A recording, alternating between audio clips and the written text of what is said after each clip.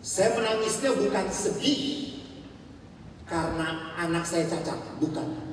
Saya menangisnya adalah saya miskin. Apakah saya bisa membesarkan anak ini?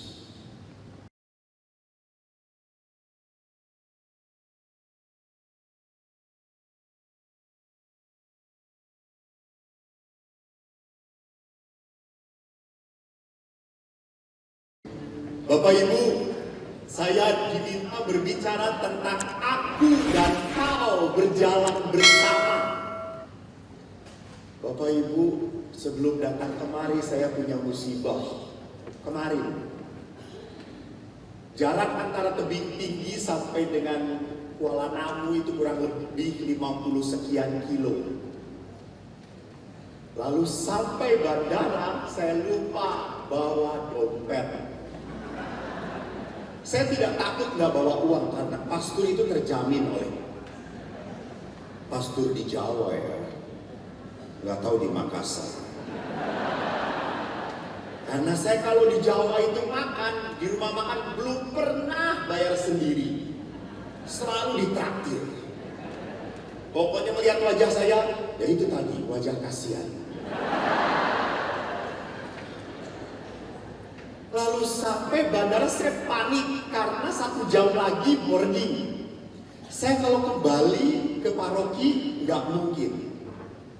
Lalu saya telepon pastor sesama. Dan tidak tahu kenapa biasanya kunci kamar saya taruh. Kok dibawa oleh saya. Lalu saya berkata, bongkar kamar saya. Toh saya tidak menaruh wanita di sana. Kecuali foto wanita Bunda Maria coy.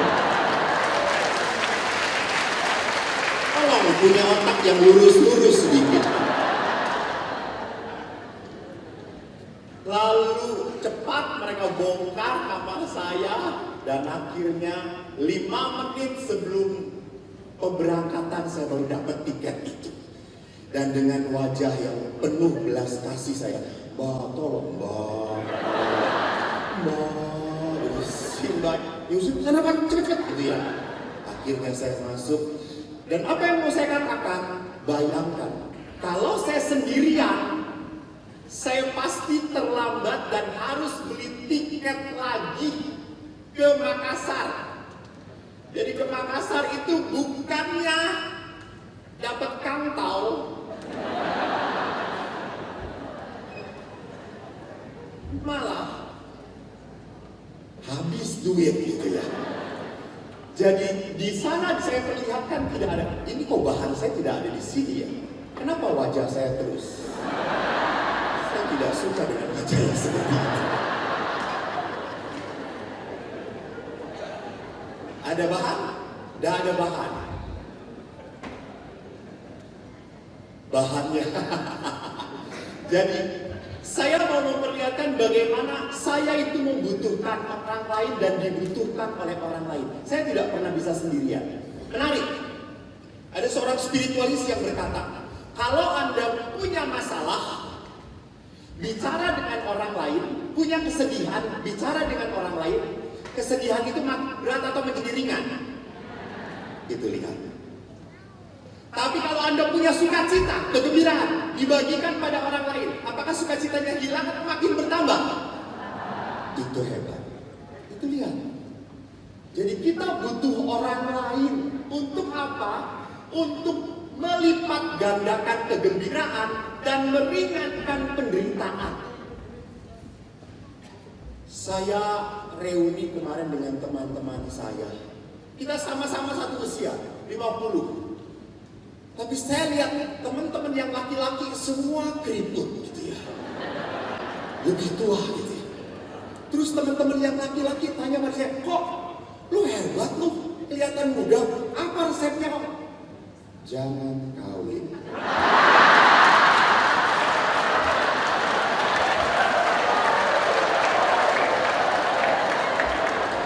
Lihat Romo Camillus wajahnya, baby face.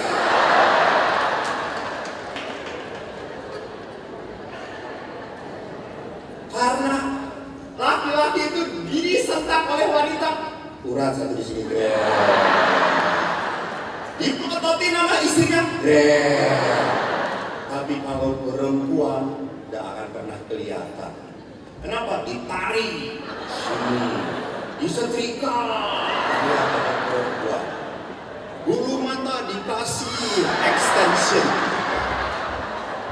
Maka saya pernah menikahkan orang, perkawinan, dia berkedip kok bulu matanya, diam ya kata saya. Terus saya ngomong, weh mbak, copot. Habis tidak permanen, pakai lem iPhone kata saya. Jadi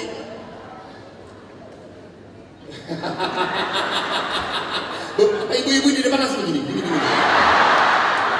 Maaf bu, ibu mau tanding seperti ini saya sudah tidak nyetrum lagi.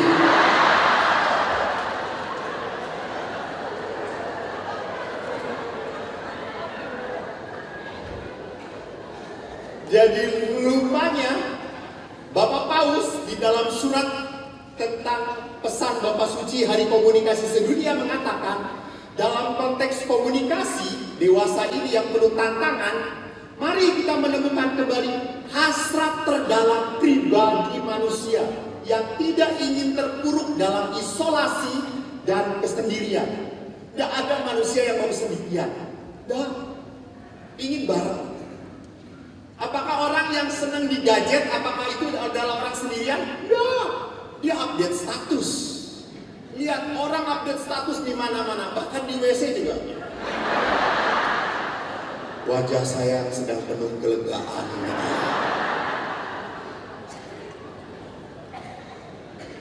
Itu bukan isolasi. Dia mau share tentang dirinya. Dan senang sekali kalau orang-orang langsung like. Atau serah gue orang bibir-bibir saya. Oh Anda yang ngatur. Istrimu kan sudah ngatur laki-laki. Lihat itu wanita.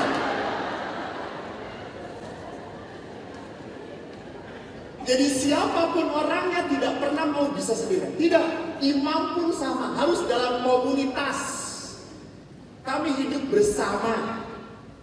Maka para pastor itu maaf di sini banyak pastor ya. Gak peduli. Lanjut.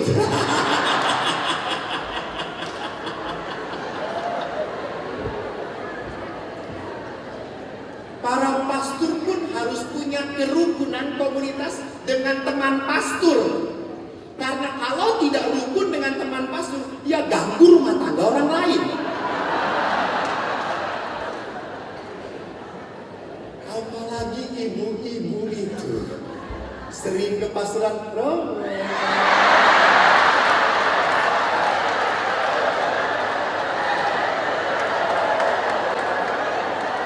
Sudah makan Romo?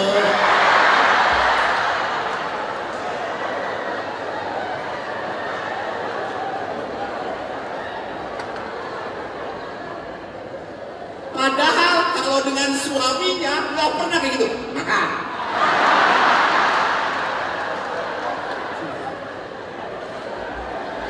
Maka beberapa suami selalu pusing pastor, saya yang kerja keras, pastor yang menikmati.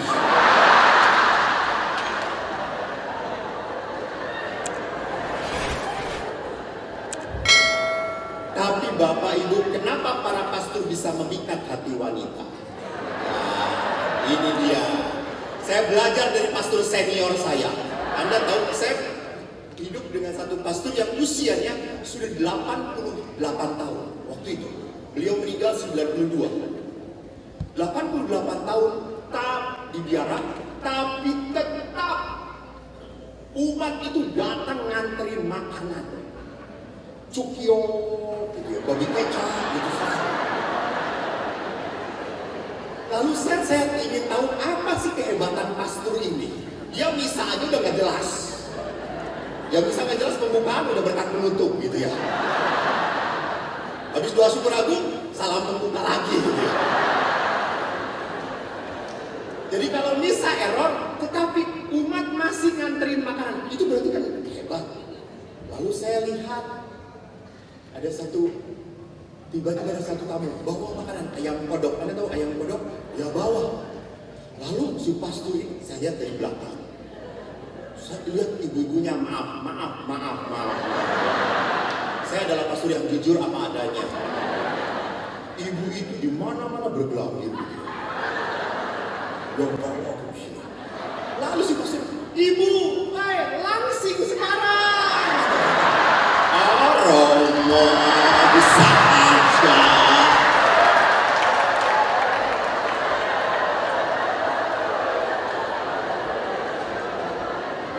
Lalu saya dalam hati, ini pastor kebohongan, dusta. Di sana sini ada macam-macam kok langsing. Lalu ibu itu pergi dengan sukacita karena dipuji. Saya datengin pastor berbohong. Lalu dia ngomong, apa saya nggak bohong? Tadi pastor ibu-ibu datang bawa makanan, karena bawa makanan langsung dipuji. Aduh ibu langsing. Lalu pastor, ya saya jujur. Mana jujur ibu itu sebesar apa lihat? Papan pintu aja kalah. Lalu pastor itu berkata, kok kamu tidak tahu? Saya waktu ngomong, saya copot kacamata saya.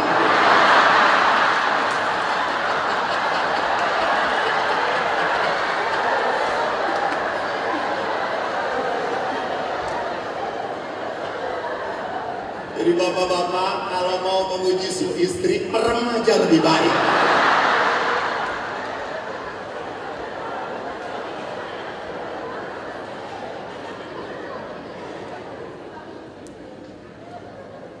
Jadi perhatikan apa yang saya katakan, bahwa orang itu membutuhkan hubungan dengan yang lainnya, butuh pengakuan. Bapak Ibu lihat kalau mau ke undangan, istri itu coba pulang, perhatikan Bapak Ibu, baju mana, istri apa suami yang lebih banyak? Istri macam-macam.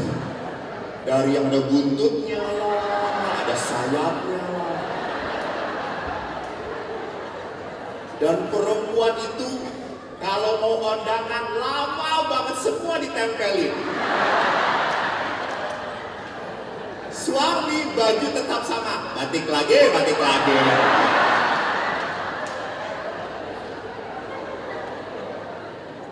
Dan kalau undangan belum berangkat, istri itu kan bolak-balik. Suami ada yang tidak peka dan berkata, nih udah duduk kayak setrikaan, balik gitu. Tidak tahu bahwa istri itu butuh dipuji. Minimal bajunya pujilah, minimal bajunya gitu. Nih keren banget bajunya. Dia akan datang lagi ke kamar seperti gue.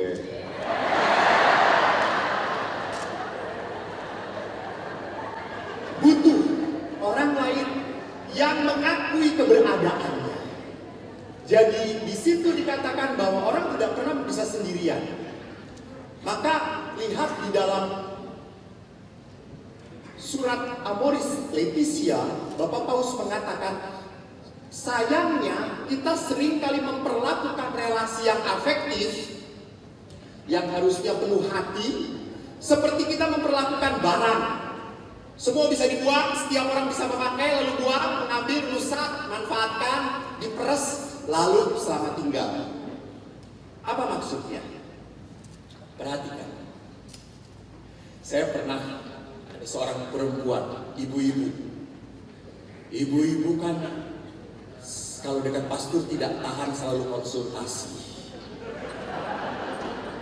Kalau selalu laporan, tapi kalau bapak-bapak dekat pastor paling kali cuma sudah Romo, sudah.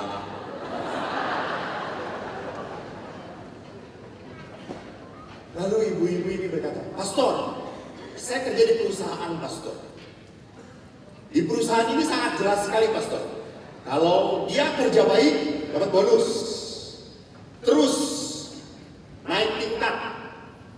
Terus dapat gajinya naik. Nah pastor, sebetulnya kalau rumah tangga diatur seperti perusahaan beres ya pastor. Terus saya tanya, maksudnya apa Bu? Ya itu, kalau suami udah gak bisa apa-apa, turun derajat. Suami makin botak, makin turun derajatnya.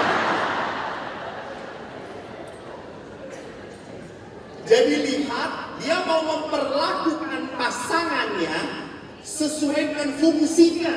Tidak bisa. Karena perkawinan itu bukan semata-mata fungsional. Perkawinan itu sebuah panggilan. Perkawinan itu sebuah anugerah, berkat. Jadi tidak bisa kita memperlakukan pasangan fungsinya bagus atau tidak. Tidak bisa. Juga sama. Maaf. Kadang-kadang ada orang tua yang mempunyai anak-anaknya butuh perhatian khusus, entah itu autis, entah itu cacat. Banyak orang tua yang malu, tidak mau mempertemukan atau memperkenalkan anaknya. Aib.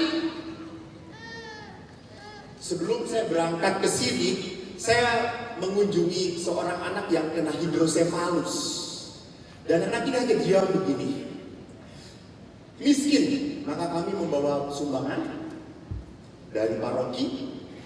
Dan ibunya bahagia sekali karena ketemu dengan artis YouTube. Yang tidak suka silakan keluar.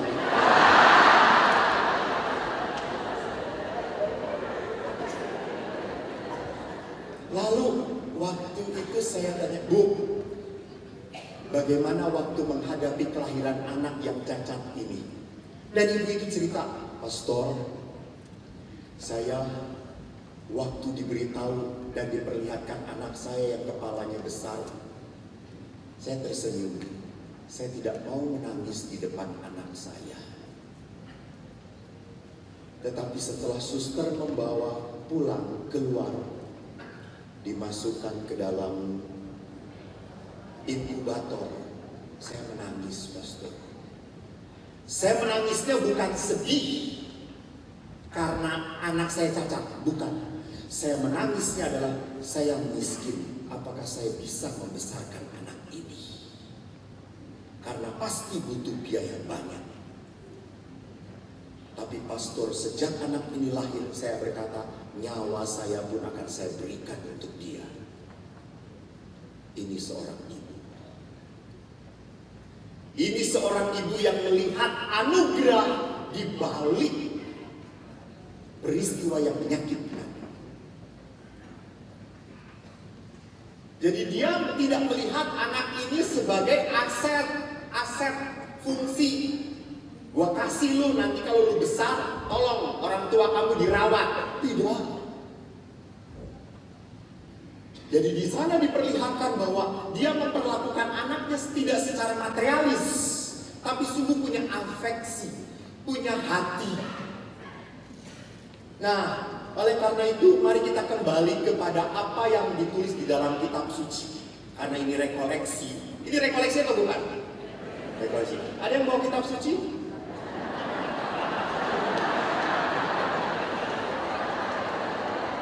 Bertobatlah. Kerajaan Allah sudah dekat. Ada di HP, Pastor. Memang ada di HP, tapi jarang dilihat, saudara-saudara. Dari upload sampai sekarang kejadian terus, ya.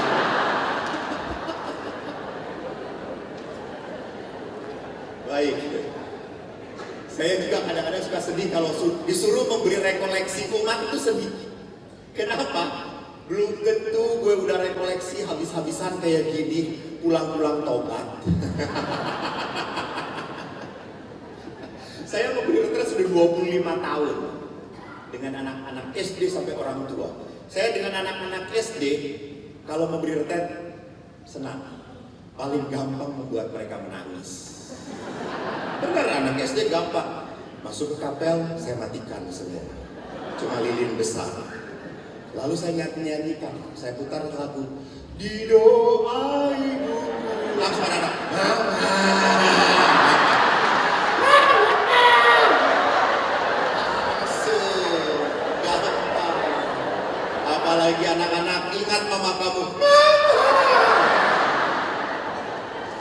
Tapi yang lucunya mereka menangis terseduh-seduh. Besoknya misa penutup. Lalu saya tanya, kadang-kadang anak SD, kan laki-laki, saya tanya laki-laki.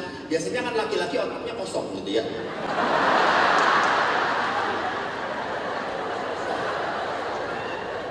Saya tanya, "Nah, kenapa malam kamu menangis? Pastor lihat kamu menangis." "Oh, pastor saya menangis karena dia menangis. Dia menangis, saya juga jadi menangis." "Oh, menangis kok solider," kata saya. Tapi kalau perempuan saya tanya, "Nah, kenapa kamu menangis?" "Oh, pastor saya menangis karena saya ingat mama, pastor." Wow, keren. Jadi kamu ingat dengan mama kamu yang baik? Betul, pastor. Saya sering bersalah, pastor. Sering membuat mama jengkel, pastor. Bagus. Kalau begitu, pulang minta maaf. Bapak Ibu tahu reaksi anak-anak?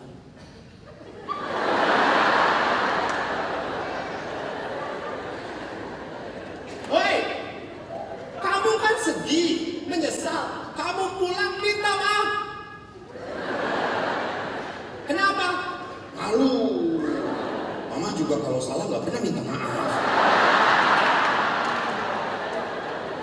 You know where it's coming from? Nggak jauh dari emaknya.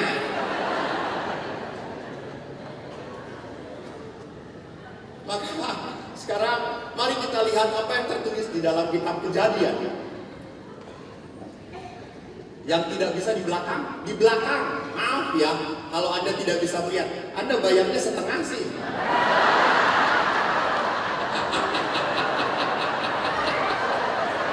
Bahkan nanti lagi beli tiket yang kelas ini gitu.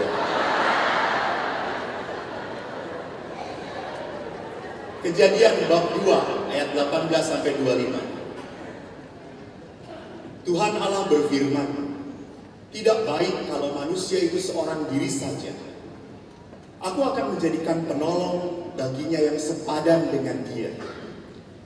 Lalu Tuhan Allah membentuk dari tanah segala binatang hutan dan segala burung di udara. Dibawanyalah semuanya kepada manusia itu untuk memperlihatkan bagaimana ia menamainya.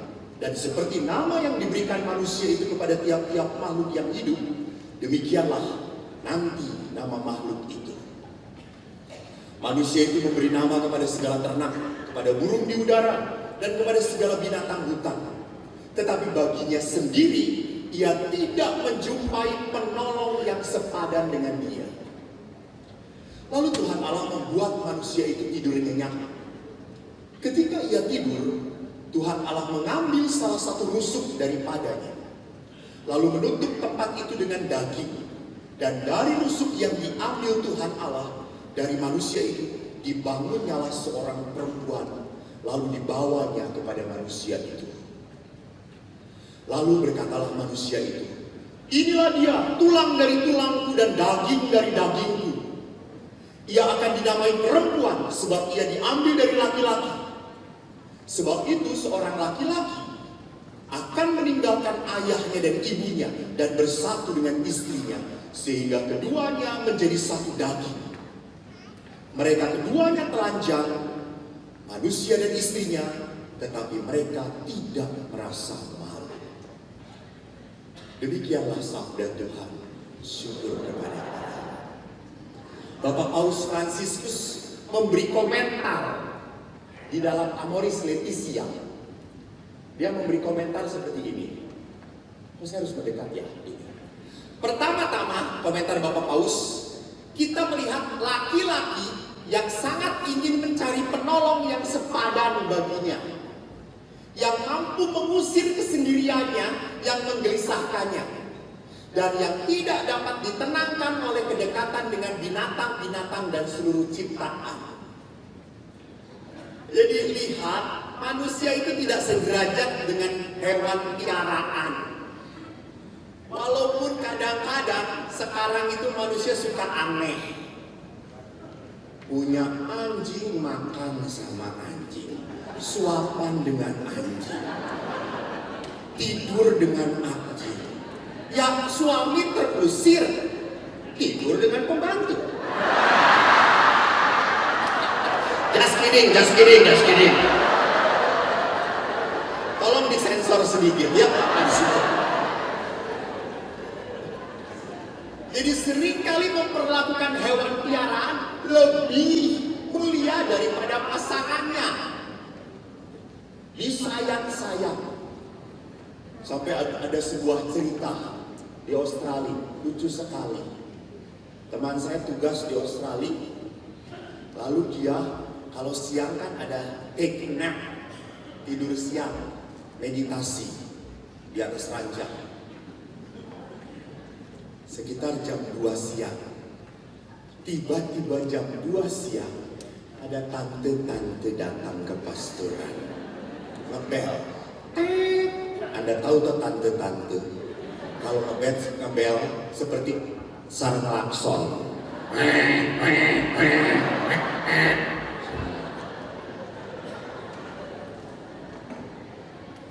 Lalu pastor ini bangun dan lihat, ya tante.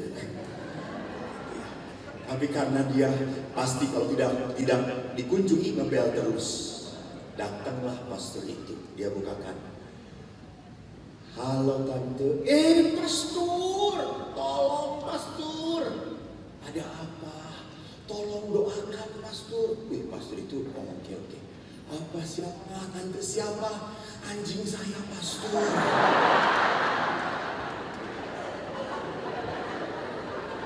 Lalu si pastor itu udah jam 2 siang ngebel. Doain anjing.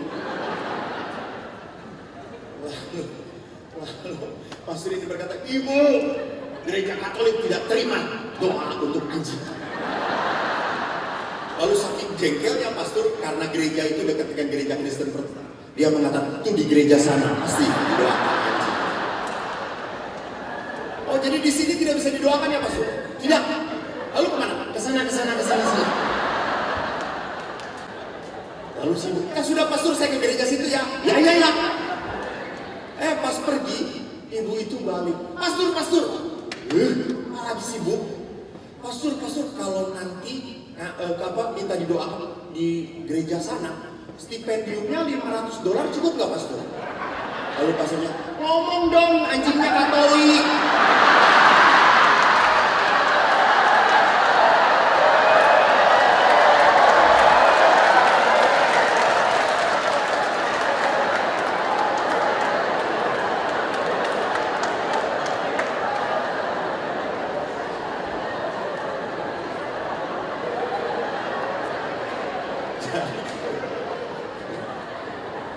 Rupanya kalau Katolik dan stipendiumnya bisa oke lah.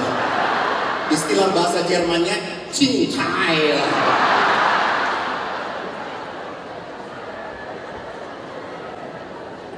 Cincai, lai. Cian, lai.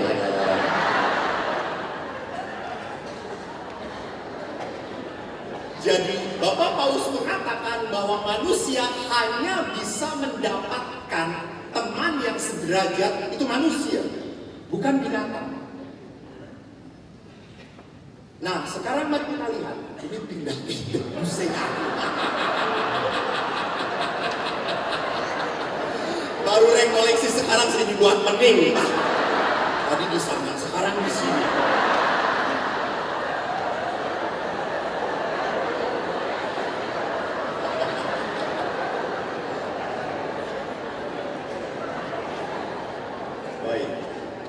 Bapak Ibu, tadi dalam kitab maaf, ada yang memberikan waktu kepada saya, timekeeper di atas apa siapa?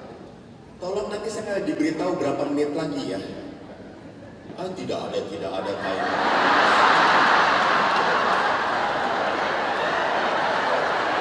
Ibu ke belakang aja Bu semua.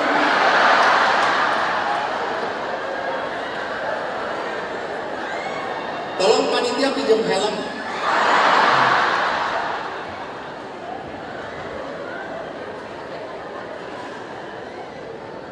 Di dalam kitab Kejadian dikatakan tidak baik kalau manusia itu seorang diri saja.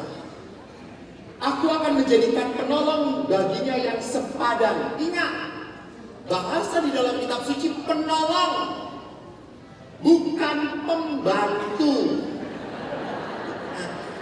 bukan jongos.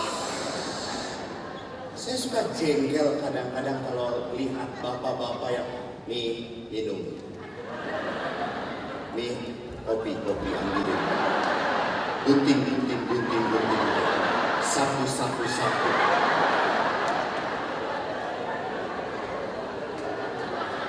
Dan suami kalau sudah diberi kopi, Pak, kopi enak.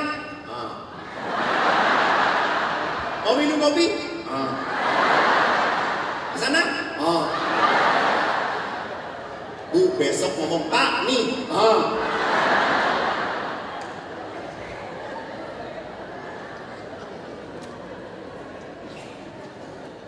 Saya lihat, sering kali saya melihat beberapa ibu-ibu sibuk, gitu, sibuk bapaknya baca Quran. Nih sibuk ya. Jadi kok aneh setelah nikah menjadi orang yang tegaan pada pasangannya. Tega melihat pasangannya repot dan dia tenang-tenang. Ini bukan penolong. Ini perbudakan.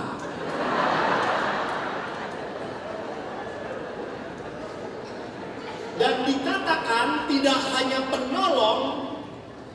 Saya membaca di dalam Kamus Umum, dikatakan bagus sekali tentang penolong itu. Dikatakan bahwa penolong itu membantu untuk mencapai sesuatu, membantu untuk mencapai sesuatu. Jadi tidak setiap saat. Dan dikatakan bahwa wanita itu adalah penolong yang sepadan, sederajat. Tidak sama, tidak. Wanita dengan laki-laki beda banget. Memang beda. Udah itu aja ceramah. Saya suka emosi kalau gitu. Nanti amplopnya kasih ibu lah. Lihat, wanita itu bukan laki-laki. Dan laki-laki bukan wanita. Perempuan itu, lihat, perempuan itu senang disayang, dibelai, dipuji. Laki-laki enggak, langsung hajar, sikat. Coba di sini, Bapak sudah berapa tahun menikah, Pak? Berapa?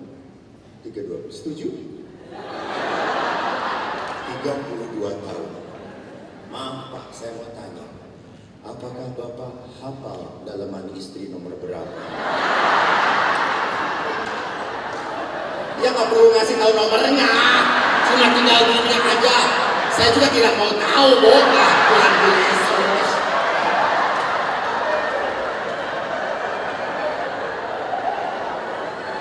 Ibu langsung, jangan kasih tahu Pak, jangan kasih tahu.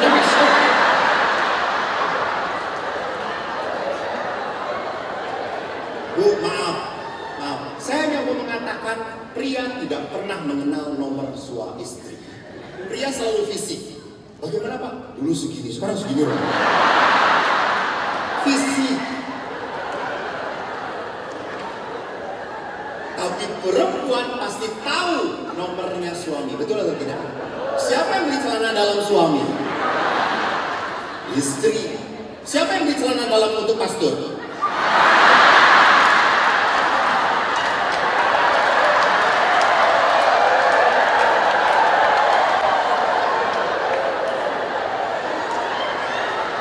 Ibu yang di depan ini angkat jari.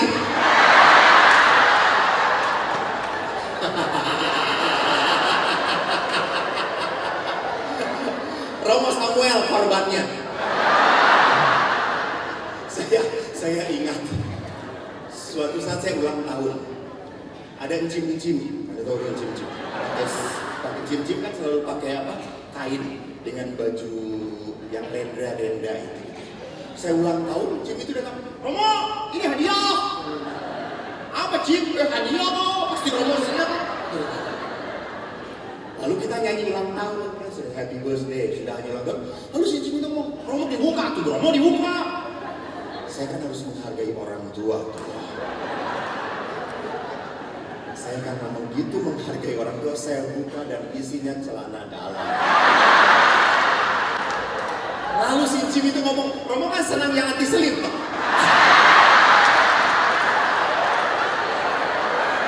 Dan bapak yang terkasih nomornya percis nomor gue. Sampai saya tanya, Jim kok tahu nomor saya? Aku gitu, 3 hari yang lalu saya ke pasturan cari mana punya Mas Eko.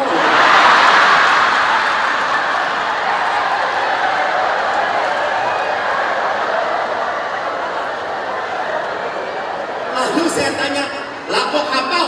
Oh saya potret, Romo.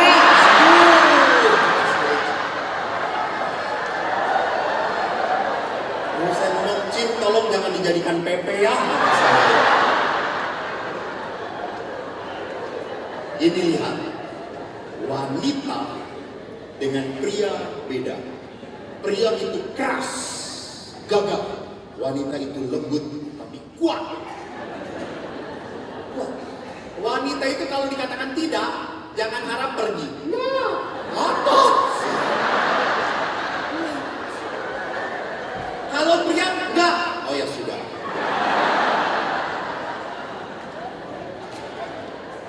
Lihat saja, saya belajar dari ibu saya. Kalau udah nawar di pasar, gitu ya. Kang berapa? 500 neng, 500. 200 lah, 200. Ya udahlah 400 lah neng, 400. 200. Dia udah jauh balik lagi. 200 boleh nggak? 200. Jadi si mamnya tuh ngasih bukan karena dapat untung, tapi takut dibunuh oleh ibu saya. Ya udah neng, ambil lah gitu ya. Tapi jangan kesini lagi ya neng ya gitu ya. Kata bangkrut kata dia. Wanita itu tangguh, kuat, ulet. Berapa banyak kasus beberapa bapak-bapak sudah tidak bisa lagi. Udahlah putus asa. Istri yang mengatakan, ayo bisa Pak, terus.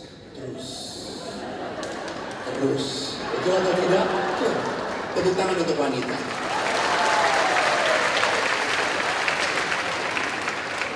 Maka saya kalau udah diminta untuk misi oleh ibu-ibu, aduh, susah gitu. Pastor bisa nggak? Nggak bisa Bu hari ini. Kalau tanggal ini nggak bisa juga. Ya udah terserah Pastor. Alah, kata saya itu.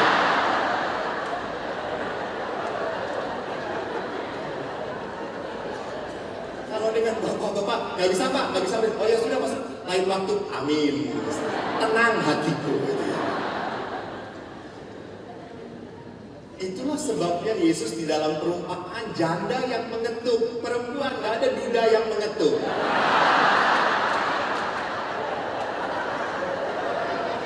Karena tahu perempuan itu kekuatannya adalah ngemeng-ngemeng.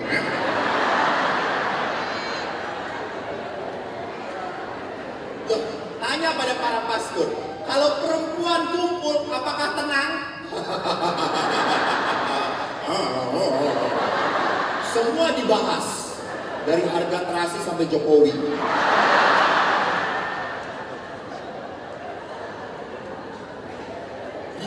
Bicara. Maka di tempat tidur pun sama toh, istri ngomong terus suami. Ini ya.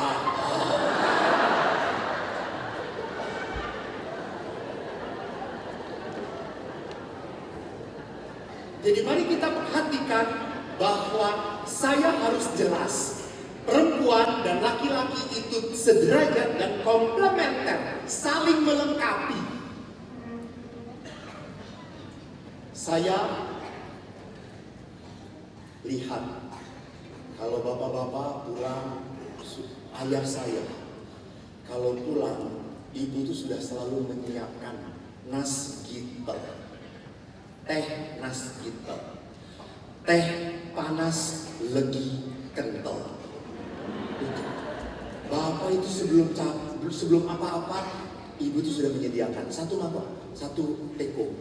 Bapak tuh minum dia, itu ibu pekat. Tapi saya pernah memberi rekoleksi para frater.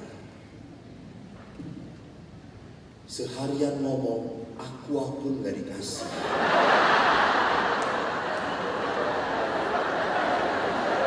Jadi saya seharian cuma nelen air liur aja. Terus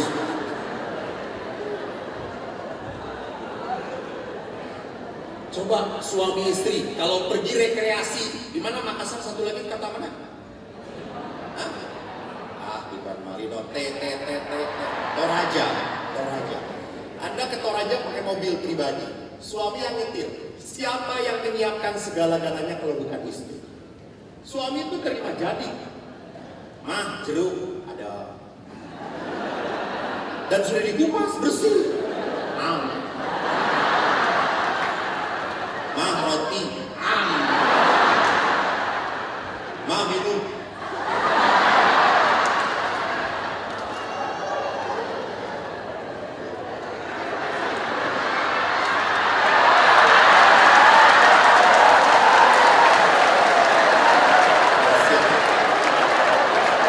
Kamu laki-laki berjenggot bertato, wanita andi ibu. Terima kasih bro.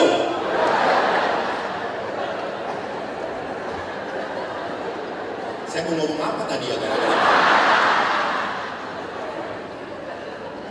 Lalu, yang gara-gara minum itu. Lalu saya dengan para pastor mau pergi dari Bandung ke Bali bawa mobil sendiri bersama-sama. Itu sampai tol dekat Garut, saya mau aqua, nggak ada. Ya ampun, itu Bandung Bali, aqua aja nggak bawa. Itu laki-laki itu terima beres. Maka perempuan yang detail tahu sekali, itu hebatnya. Jadi Bapak Ibu lihat saja, gampang. Datang ke rumah pastoran, pegang furniturnya, debu. Coba masuk ke susteran. Kenapa? Karena susteran gak ada kerjaan tiap hari.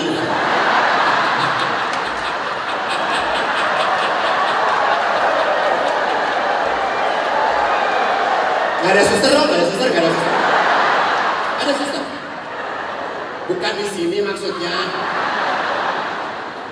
Ini suster swasta. Ya.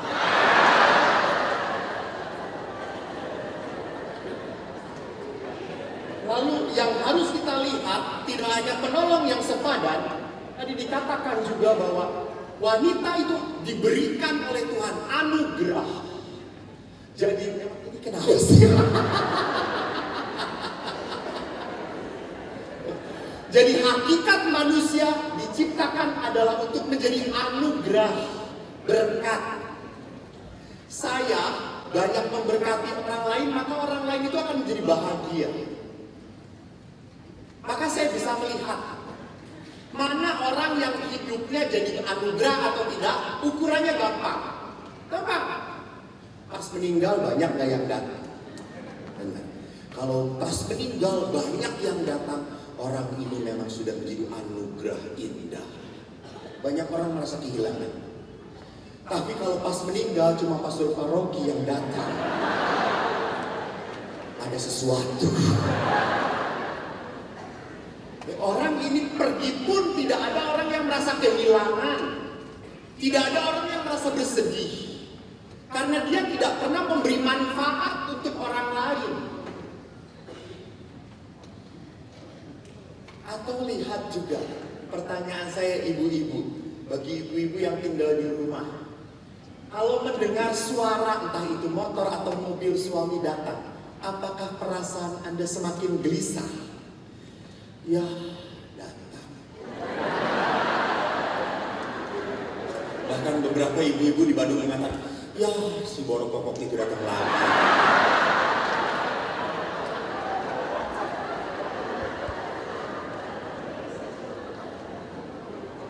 Jadi lihat di sana bahwa saya itu harus menjadi anugerah bagi orang lain. Di dalam perkawinan wanita itu juga diambil, diberikan oleh Tuhan. Jujur, saya dulu kagum dengan orang-orang yang tidak menikah. Hebat. Tapi enggak, sekarang saya sangat kagum dengan suami istri yang bertahan dalam perkawinan bertahun-tahun.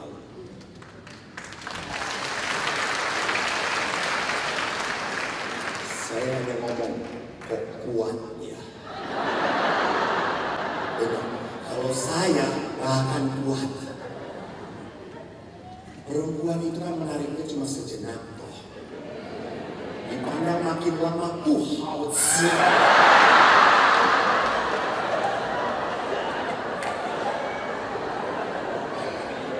Saya pernah menikahkan orang, lalu baru 2 tahun saya tanya, Pak bagaimana istri? Segini pastor sekarang. Dulu begini, sekarang begini 2 pastor. Jadi lihat di sana bahwa di dalam perkawinan anugerah diberikan. Maka seringkali begitu kagumnya saya melihat pasangan, saya lihat laki-lakinya ganteng, perempuannya, ya Tuhan Yesus. Gue aja yang pastor gak suka. Ya saya pria normal. Lalu setelah si calonnya ke WC saya tanya, kamu kok bisa tertarik dengan perempuan yang seperti itu?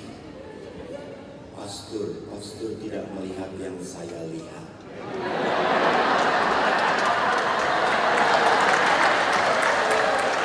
Saya hanya jawab, iya. Ya iyalah kalau gue ngeliat yang lu lihat, gue jatuh cinta sama dia. Betul atau tidak? Itu perkawinan. Begitu misteri. Apakah ibu melihat misteri itu? Pertanyaan saya, apakah Bapak adalah laki-laki pertama dan terakhir dalam hidup ibu? Sebelumnya tidak ada pria yang tertarik dengan ibu? Jujur. Nanti saya berhati. Tidak, betul. Pernah pacaran? Pernah dengan beberapa. Bapak pun demikian. Oh langsung, ya, saingan. Kalau ibu pelan-pelan, iya. Emang gua gak laku. Tapi kenapa dengan yang ini Anda berani bertahan dan mengatakan sampai mati? Enggak. Saya mau sampai mati dengan dia. Wah, ini berarti ada campur tangan Tuhan. Tuhan sungguh memberikan berkat.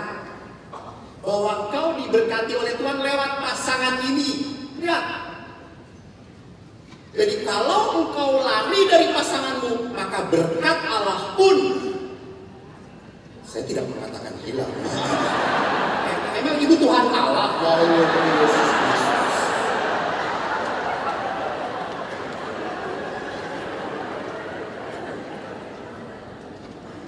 Jadi kalau Anda tahu bahwa perkawinan itu berkat anugerah, maka pada saat Anda lari dari anugerah itu, Anda tidak akan menemukan kedamaian. Berkat Allah ada, tetap ada, tapi damai, sukacita tidak akan ada.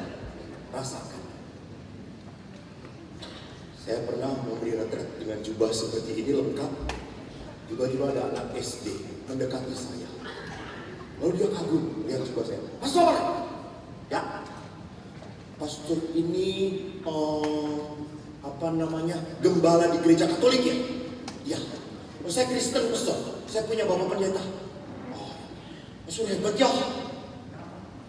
Katanya pastor ini tidak kawin ya. Saya berkata, ya, saya tidak kawin. Jadi pastor homo ya.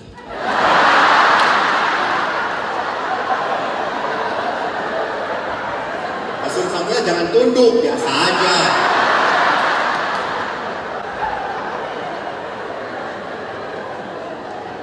Terus saya mengatakan, gue normal. Lalu dia tanya, karena kan namanya anak-anak kelas 6 SD ingin tahu. Jadi pastor ini bisa jatuh cinta? Bisa. Dan ada yang jatuh cinta pada pastor? Banyak. Lalu dia tanya, siapa pastor? Encim.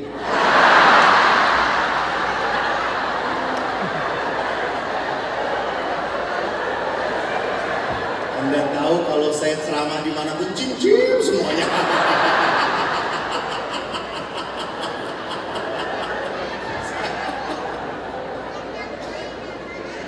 Lalu anak ini, wah pastor bisa menikah dan tidak mau menikah. Kenapa tidak mau menikah? Terus saya ngomong, saya mau melayani Tuhan. Wih, pastor mau melayani Tuhan? Berarti pastor kalau tidak mau menikah dan melayani Tuhan seumur hidup, pastor nanti pasti masuk surga ya. Terus saya ngomong, belum tentu. Oh dia tanya, loh kok gitu? Kan yang mengatur masuk surga bukan saya, Tuhan Allah. Lalu anak itu langsung ngomong, kalau begitu kasihan ya jadi pastor. Terus saya ngomong, maksud lu apa? Ya jadi pastor itu kasihan. Kenapa kasihan? Ya pastor itu kan manusia normal, jatuh cinta dan ada orang yang mau menjatuh cinta pada pastor. Tapi pastor menolak karena pastor ingin melayani Tuhan. Setelah melayani Tuhan belum tentu surga. Kan kasihan. Nah, saya nggak kawin supaya tidak punya anak seperti lo.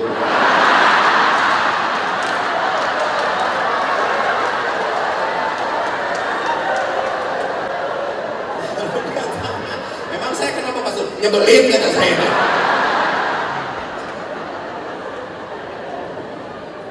Dan rupanya anak ini tetap penasaran. Tanya lagi, pastor. Kalau pastor ya nanti masuk surga. Lalu di surga itu pastor boleh kawin, boleh jadi pastor. Pastor mau jadi apa? Lalu saya mengatakan, nah, saya tidak pernah menyesal jadi pastor. Kalau saya masuk surga, saya tetap jadi pastor. Nah, sekarang pertanyaan anak ini saya lemparkan pada Bapak Ibu. Seandainya masuk surga, apakah Anda masih memilih suami yang sama?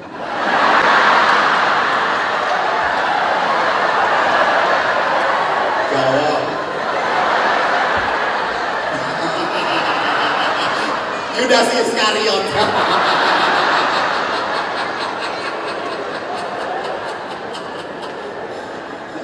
Dengan tenangnya menjawab, mau jeep yang lain Bang.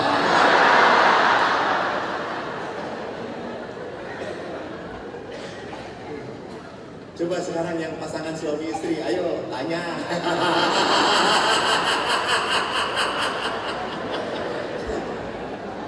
Apakah masih memilih yang sama atau tidak? Pertanyaannya, kenapa tidak? Berarti ada sesuatu. Jadi lihat di sana bahwa anugerah dalam perkawinan tidak pernah dicabut oleh Tuhan. Hanya masalahnya saya memelihara atau tidak anugerah itu. Saya pun sama menjadi imam. Dulu sejak kecil jadi ingin jadi pastor. Ditanya, mau jadi apa kok? Pastor. Yang tidak bangga itu bapak saya. Karena Anda tahu toh, saya waktu di YouTube. Saya kemarin ke Balikpapan memberi seminar. Lalu anak kecil ada, oh ini ya pastor yang bodoh itu ya.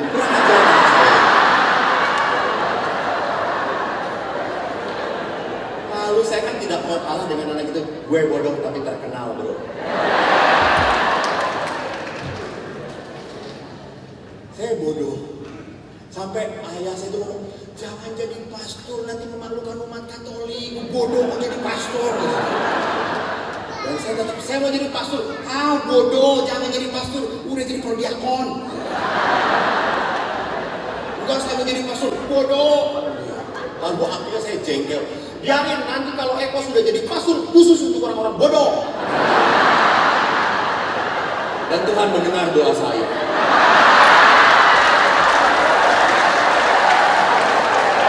Saya tidak mengatakan Anda bodoh ya. Anda yang menyimpulkan.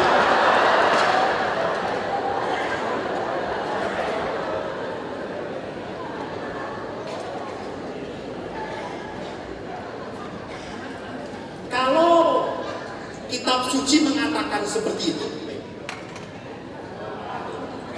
Masih lama ya.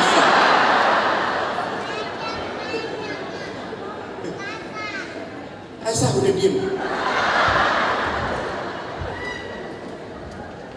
Di dalam kitab hukum kanonik dikatakan tujuan perkawinan itu apa?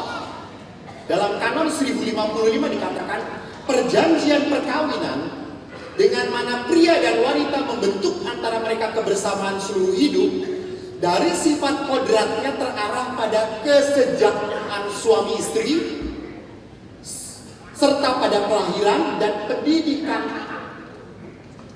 Mari kita lihat, tujuan pertama dan utama perkawinan bukan kelahiran anak.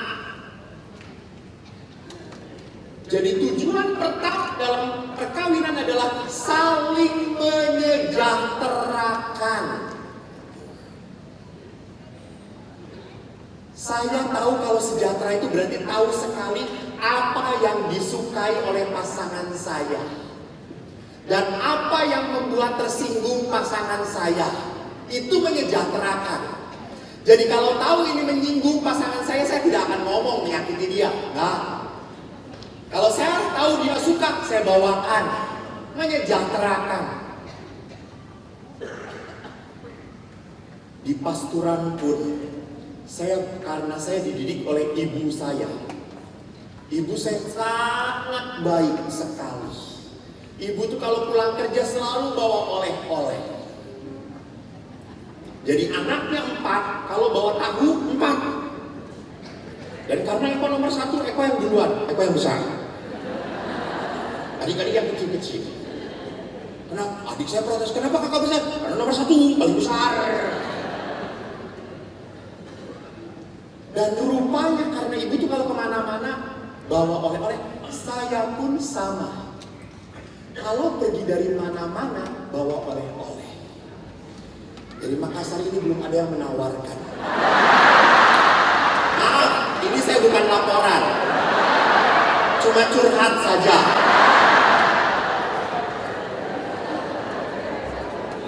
Jadi pernah suatu seminar, saya tuh kalau seminar di tengah-tengah agak jengah kalau makan. Pas di tengah-tengah ada makan. Lalu saya nggak makan. Kebetulan makannya bakso Malang. Lalu pastor makan, enggak, saya minum aja dengan kue sedikit. Setelah itu, ibu-ibu mengatakan, ya udah dibawa saja ya pastor. Kata saya, oh ya cuma 1 sih, masa saya diarah makan sendirian, nggak mau. Oh ya sudah, berapa dong para pastor di sana? 10. Oh ini asli 10 memang. 10 pastor? Ya. Lalu beberapa ibu, menyesal nawarin pastor. Dia bawakan 10 plastik bakso Malang.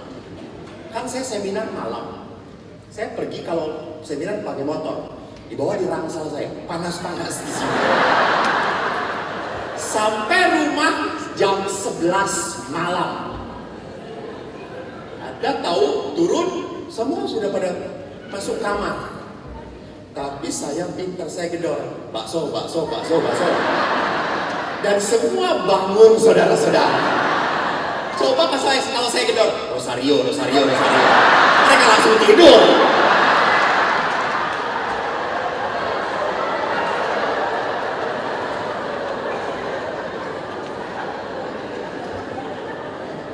Jadi itu, mereka tahu kalau Eko pergi selalu bawa oleh-oleh. Itulah sebabnya para pastor kalau saya pergi ke Makassar, silakan. Senang mereka saya pergi itu. Karena selalu ada, tolong dicatat panitia.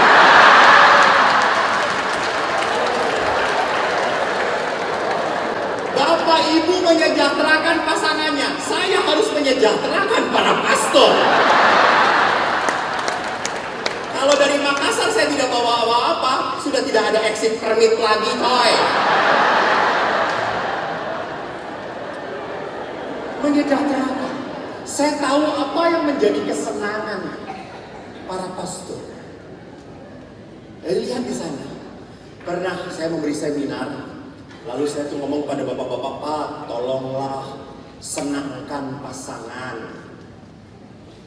Lalu seorang bapak terinspirasi pada saat istrinya ulang tahun, dia cepat-cepat cari hadiah. Tapi namanya bapak-bapak bingung, apa yang istri gue sukanya? Karena dia suka segala-galanya.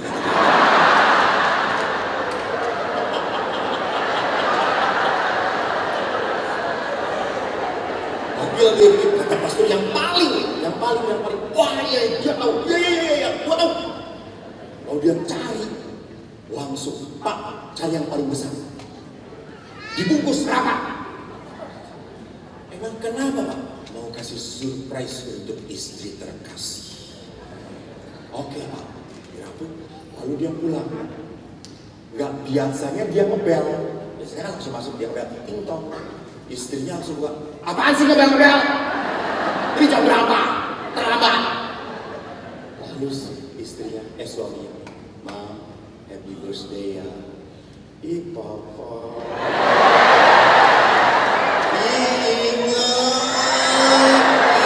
So sweet.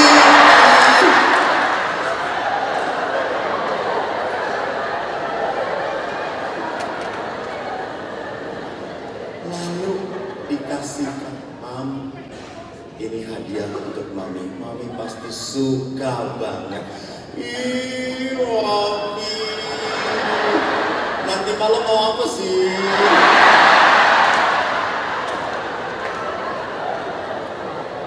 Lalu kalau perempuan kan dapat hadiah suka excited dong. Kayak pi. Beda kalau laki-laki dikasih hadiah. Hadiah. Itu setahun juga gak akan dibuka-buka. Tapi kalau perempuan, buka ya pi. Ya, buka. Pada saat dibuka, dia terkejut. Papi, kepala ikan. Lalu si papinya, kan Mami suka kepala ikan. Kalau Mami kalau makan kan selalu kepala ikan. Ini dengerin ya. Kalau kita makan ikan, saya kasih ke Papi badannya. Anak-anak belakangnya. Saya kan nggak ada apa-apa lagi, tinggal kepalanya. Nah sekarang gue ulang tahun, kepala ikan lagi. Besar lagi.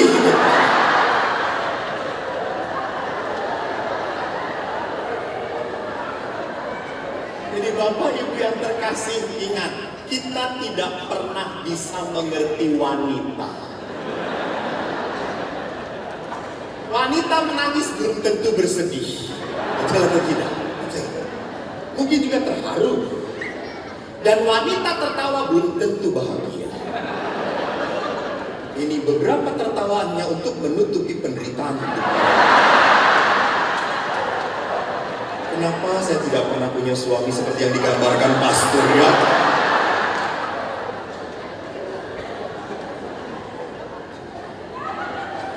Namun Bapak Paus, saya menutup.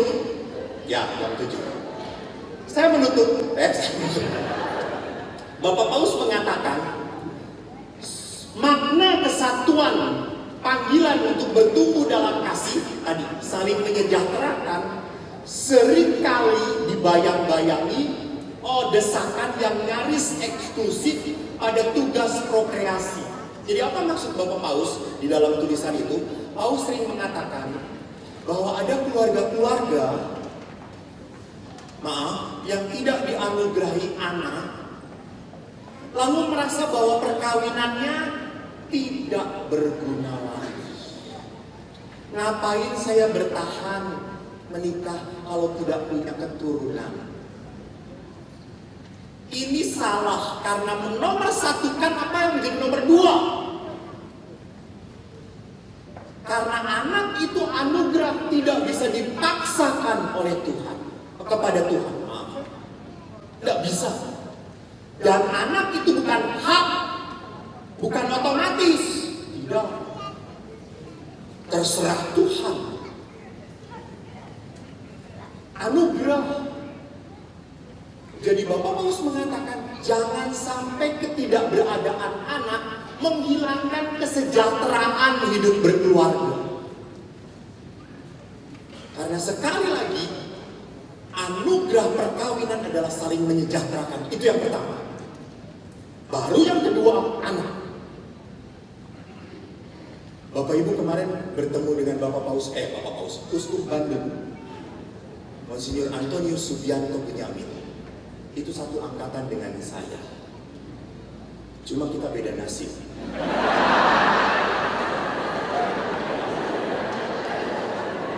Beliau berkenan di mata Vatikan. Saya berkenan di mata Tuhan.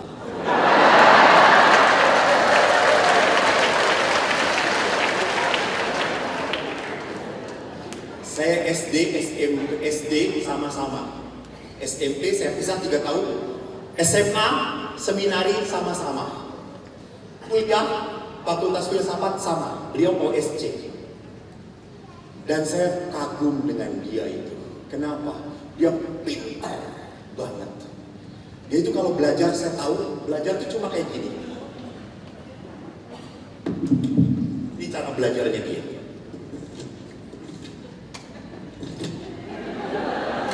Selesai.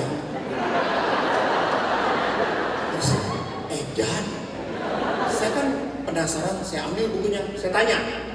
Dan saya tanya, dia persis titik komanya pun sama.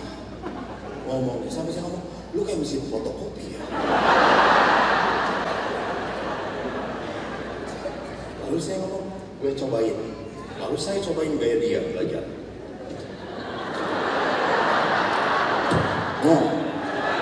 Tanya. Lalu dia tanya, ini nih, emang ada di situ?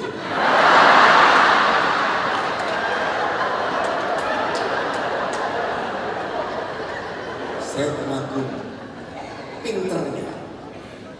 Tapi suatu saat dia pernah tanya pada saya setelah jadi uskup, kok kamu sudah pernah ke Yerusalem atau belum? Tanah suci. Terus saya berkata, sudah Monsinyur. Berapa kali kok? Beberapa kali. Saya belum pernah kok.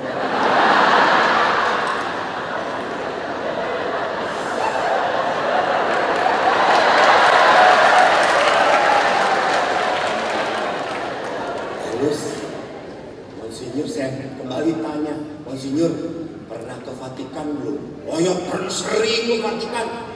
Ngapain Monsinyur? Rapat. Kalau kamu kok? Beberapa kali Monsinyur. Ngapain? Rekreasi.